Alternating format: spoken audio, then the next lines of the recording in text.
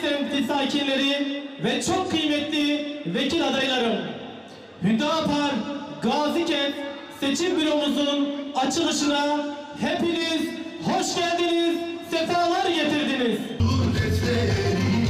Yollara düşer bütün fetleri, Allah'ın güç alır yıkar setleri.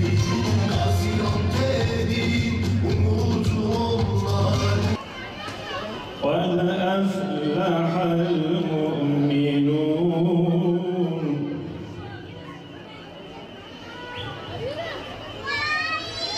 الَّذِينَ هُمْ فِي صَلَاتِهِمْ خَاشِعُونَ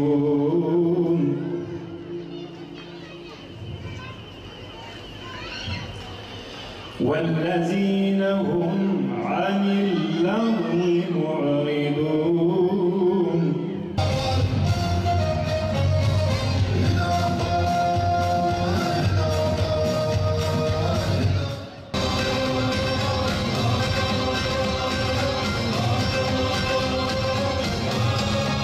Gaziantep 1. sıra milletvekili adayı Sayın Mehmet Ali Doyar'ı vekilimizi mikrofona davet ediyorum. Buyurun.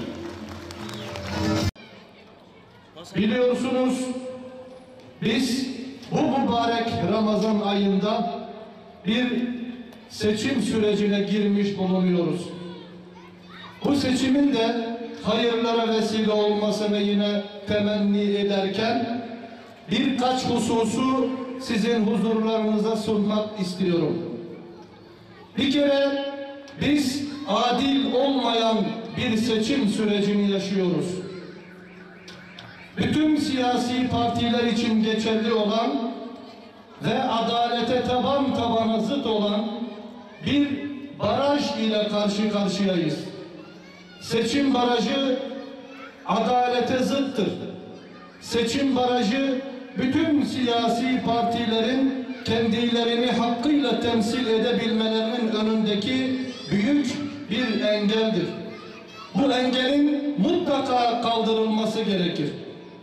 Baştan beri hep bunu söyledik ve eğer bizim elimize en ufak bir yetki ve imkan geçerse bunu mutlaka kaldıracağız Allah'ın izniyle. Yine bu seçim sürecinde siyasi partilerin seçim çalışmalarını yapma konusunda önlerinde duran ve adaletsizliğin bir timsali olan engellerden bir tanesi de hazine yardımıdır. Bugün bazı partiler hazine yardımı alırken ve seçim çalışmalarını büyük masraflarla yaparken Hüdapar bundan mahrum bırakıldı ve Hüdapar kendi kıt imkanlarıyla bu seçim çalışmasını yürütmektedir. Biz bunun adaletsizlik olduğunu söylüyoruz. Bunun mutlaka kaldırılması lazım.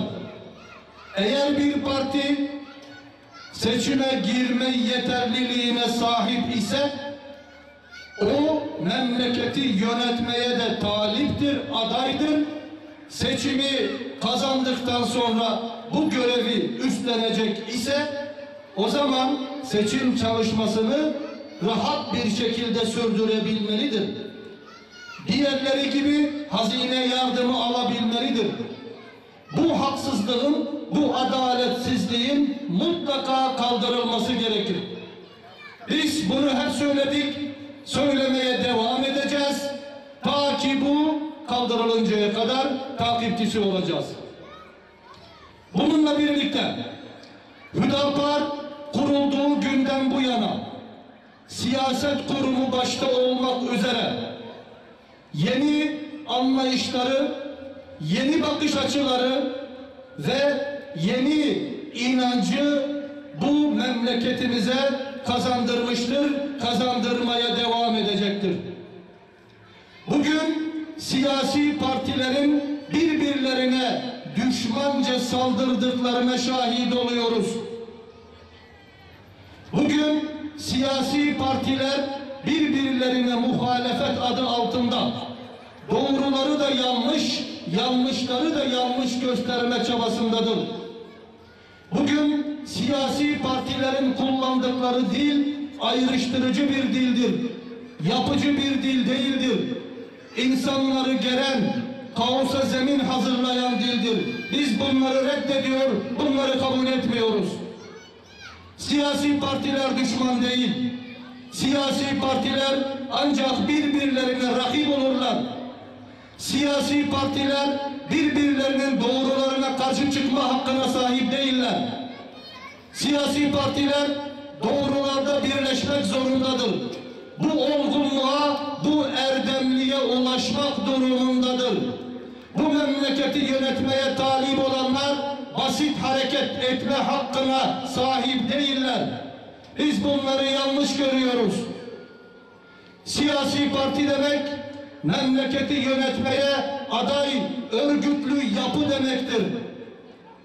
Biz bu gözle bakıyoruz. Bunu hakim kılmaya çalışıyoruz. Bu anlayışın hakim olması gerekir ki hep beraber kazanalım. Bu anlamda biz seçime girecek olan bütün siyasi partilere randevu verdik. Onlardan randevu talep ettik. Görüşme talebinde bulunduk. Onlarla bütün bunları görüştük. Görüş alışverişinde bulunduk. Kendimizi ifade ettik. Bu memleketin kaosa değil, bu insanlarımızın huzursuzluğa ve gerginliğe değil, huzura ihtiyacı var. Birliğe ve beraberliğe ihtiyacı var. Siyasi partiler bunları temin etmeyle mükelleftirler. Onların temel görevlerinden bir tanesi de budur. O zaman bu siyasi partiler doğrular konusunda birbirlerine yardımcı olmalıdırlar. Doğrular hepimizin malıdır. Doğruya hepimiz sahip çıkmak durumundayız. Yanlışlar hepimizin zararınadır. Yanlış nereden gelirse gelsin, onun karşısında durma erdemliğini göstermek durumundayız. Biz daha baştan beri böyle düşündük, böyle inandık ve böyle yaptık. Bundan sonra da böyle yapmaya devam edeceğiz. Görüşüyoruz. Yetkililerle görüşüyoruz. Hükümet yetkilileri de, parti yetkilileri de buna dahil. Bütün bunları söylüyoruz. Bunlar memleketimizin siyaset kurumunun ve siyasi partilerinin ayıplarıdır. Bu ayıptan hepimizin kurtulması lazım. Biz siyasi partiler olarak doğrularda birleşmek durumundayız. Bununla beraber bugün bu memleket siyasilerden çok şey beklemektedir. Bu siyasi partiler oraya gidip yani milletin oyunu aldıktan sonra onlara sırtlarını dönüp sadece kendi ideolojilerine hizmet eden, kendi çıkar ve menfaatlerini önceleyen değil, aksine hizmeti esas alan, bu insanlarımıza hizmet etmek üzere, onların ihtiyaçlarını temin etmek üzere oraya gitmek durumundalar. Bu halkımızın beklentilerini onların kursağında bırakma hakkına sahip değiller. Biz devletin yeniden tanımlanması gerektiğini düşünüyoruz. Devlet insan için vardır. Devlet en büyük örgütlü yapıdır ama hizmet kurumudur. İnsanlara hizmet etmek, onların ortak, toplumsal ihtiyaçlarını karşılamak ve asayişi temin etmek üzere kurulmuştur. Tahakküm için değil. O zaman insanlarımız bundan dolayı güven içinde bulunmalı, huzur ve rahat içinde bulunmalıdır. Bütün bunları sağlamak devletin birinci mükellefiyeti, birinci sorumluluğudur. En başta o sorumludur. Ama siyaset kurumunda bulunanlar ve dolayısıyla milletten yetki alıp devleti idare edenler bu anlayışla hizmet etmek durumundadırlar. Eğer ortada bir yanlış varsa bunun mutlaka düzeltilmesi gerekir. İşte biz bunların hepsini düzeltme noktasında memleketimizin huzura, birliğe ve beraberliğe ulaşması noktasında siyaset kurumunun bu bahsettiğiniz yeni anlayışa kavuşması konusunda yola çıktık. Görüşlerimizi ortaya koyduk ve bu uğurda Allah'ın izniyle her gün biraz daha büyüyerek, biraz daha güçlenerek ilerliyoruz.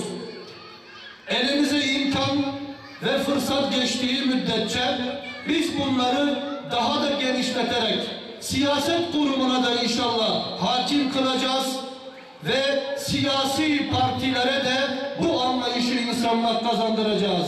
Hep beraber bu şekilde kazanacağımızı düşünüyoruz. O zaman biz şu noktaya geliyoruz. Hüdapar bu memleketin arzu ettiği anlayıştaki siyaset sahibidir.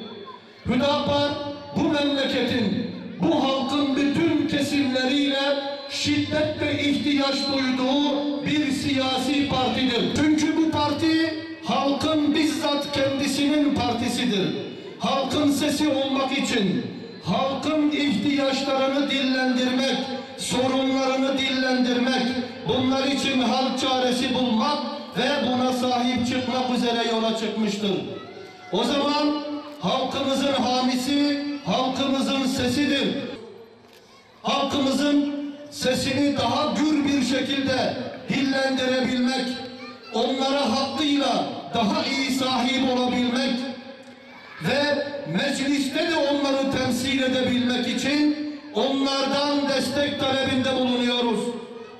Ümit ediyor, temenni ediyorum ki halkımız kendi partisi olan Hüdapar'a sahip çıkacak ve onu layık olduğu yere taşıyacaktır.